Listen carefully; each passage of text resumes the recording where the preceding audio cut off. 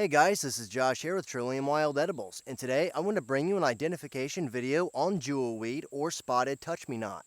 The plant that we're looking at is jewelweed or spotted touch-me-not, and it gets its name from the spots inside of the flower, inside of the throat of the flower, and from its seed pod, which is starting to develop right here. Whenever the seed pod is fully developed, whenever you touch them, it will burst open with seed pods, hence the name touch-me-not.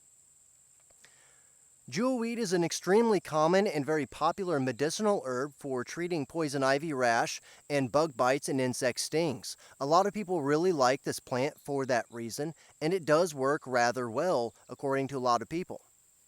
So how exactly do you identify jewelweed? Well, this is a really easy plant to identify, so let's take a look at some of its features. The leaves of jewelweed are going to grow in an oval shape or somewhat of a lance shape whenever you look at the silhouette of the leaves. And whenever you look at the margins of the leaves, like we can see following my thumb right here, you can see these very slight teeth that run down the margin of the leaf. As we look down from the top of the stem on jewelweed, we're going to notice that its leaves will grow in an alternating pattern. You can see how these leaves alternate up the stem. And they will do this all the way up the stem of the plant. So jewelweed has an alternating pattern with its leaves growing up the stem. And its leaves are in this oval shape with a very slight toothed margin, just like you can see here. Now something else you're going to notice on jewelweed is the red tinging that goes up the leaf meristem, or the main leaf stem, that goes to the petiole of the leaf. And you can see this red tinging on this stem right here. And as we get up the plant towards the top, that tinging is going to be less noticeable. It's going to be less distinct. Just like you can see on these here, it's a little bit lighter in its color. Then as we go down the plant, you're going to notice that tinging becomes even more distinct, and it will run the whole length of the leaf stem all the way to the main stem of the plant. Whenever we look at the flower of jewelweed, we're going to notice 3 petals. The bottom 2 are going to be hanging down, just like we can see right here. And then the top 1 is going to be up like this. And then the rest of the flower goes back in this shoe or horn or trumpet-like shape with this little spathe, which is what this little curly cue towards the very back of the flower by my thumb is called. It's called the spathe of the flower.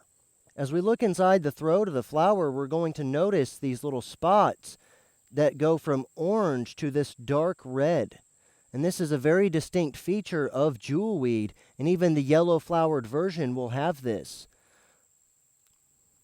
Now, one thing you might want to note on this species, it does have an orange flower. However, it's somewhat yellow and red with these reddish-like spots towards the very back of the horn shape, just like we can see on this one. Now, after this plant flowers and it gets pollinated, it will produce its seed pods. You can see the seed pod is this little bitty round lentil-looking thing by my thumb. Now, what's interesting about these seed pods is that whenever these seed pods are fully formed and they're full of seeds, all you have to do is very lightly touch them and they will burst open, which is why it gets its name touch-me-not or spotted touch-me-not, because of the spots along the flower and inside of the throat, and then this very delicate seed pod that it will form. The stem of jewelweed is round in shape. There's not too many discerning features about the shape of its stem. However, it does have this somewhat translucent look. Just like if we look on this one here, we can actually see it looks somewhat translucent or semi-translucent. And that's because of the amount of water that this plant has within it. What happens with jewelweed is that whenever it rains, this plant will actually suck up a lot of water, which makes it extremely juicy. And if we follow the stem down, we can actually see the swelling starting to take place here at this upper node of the leaf axis along with the stem. And what's interesting is this is where the water will collect within jewelweed. So if you are suffering from any ailment where you want to use jewelweed topically, this is some of the best section to use, especially right off the plant fresh. So let's test this out a little bit. Let's pluck this off. And then you guys can see all of this juice. Look at all of this juice that I'm able to squeeze out of here just at this small little section. And this is exactly what you want to use on your skin whenever you have a sunburn or poison ivy rash or a bug bite.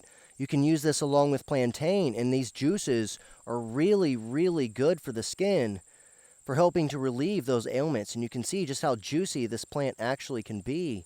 And this is the very top node. However, if we simply just go down the plant, you can see what I picked off here, and we follow the plant down, we're going to notice these nodes and these bumps getting larger and larger as we go down the plant. And these are the juiciest parts of the stem of jewelweed, and this is why the stem, along with the crushed leaves of jewelweed, is extremely useful. Whenever we follow the stem down to a leaf axil, like we're at right here, we're going to see a very large stem and a very small stem with one leaf. And the reason this is while jewelweed is actually growing, what it will do is it will send out these small little one-section leaves, just like this here, so that way the plant can gain through photosynthesis, and it can shoot out these larger leaves, which will then terminate in these axils, just like you can see on this one here. And then if we go up, we're going to find another large axil. And each one of these axils can produce flowers and seed pods. And this is part of the plant's reproductive and survival strategy, so that way it can continue to reproduce and it can continue to live. Whenever you guys find a whole lot of jewelweed plants, it's also really helpful to look on the ground for some of the younger plants, like we can see right here. This plant is growing about 12 inches tall right now, whereas the rest of the jewelweed is approximately 3.5 feet tall. So anywhere you find jewelweed, you're going to find it spreading out, and you're going to be finding these very small, lush, and very dense plants with all this dense foliage. And we can notice how it still has these very lance and oval-shaped leaves with these dull teeth running along the margins. Its leafing pattern happens in an alternate shape or an alternate form, so these leaves will alternate all the way up and down the stem. We can see this one very large leaf axil with all these leaves, and we can also see these very young small ones. So this lets us know that it is jewelweed. And if we look closer at the stem, we're going to notice that it has this translucent sort of appearance to it, and it's very juicy whenever we go to break into it.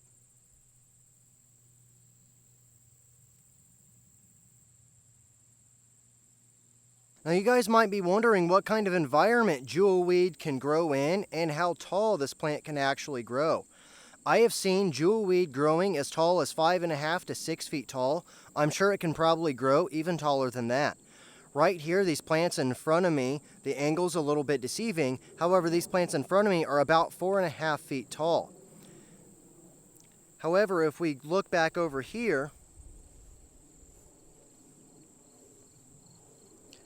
we can actually see these plants are a little bit taller. These plants are about 5 to 5.5 feet tall right now. They're about equal to my shoulders or to my neck level. So this plant can grow really tall. So what kind of environments does jewelweed generally like to grow in?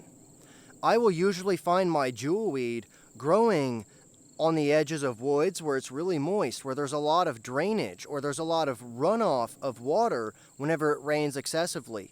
This plant really loves shaded and moist environments. The area that all of this jewelweed is growing, and you can see all this jewelweed right here in front of us, all this jewelweed is growing in a shaded environment. It's constantly shaded here, and it's constantly wet. The soil is very, very moist. So let's go over here a little bit further. And we can also see some more jewelweed growing here with these very distinct orange flowers. We can even see the silhouette, this triangular sort of silhouette that the flowers will have of jewelweed. We can see all these flowers at the lower nodes of the stem, and we can even see that very enlarged node there on this stem right here from all the water that jewelweed has sucked up. So that's how you guys can identify jewelweed or spotted touch-me-not. I've covered this plant in a couple of other videos, and I'll put those in the description below if you guys are interested. I thank you all for watching this video. I hope you enjoyed it, and I hope you learned just a little bit of something. If you want to learn more about wild edibles or medicinal plants, please make sure to subscribe.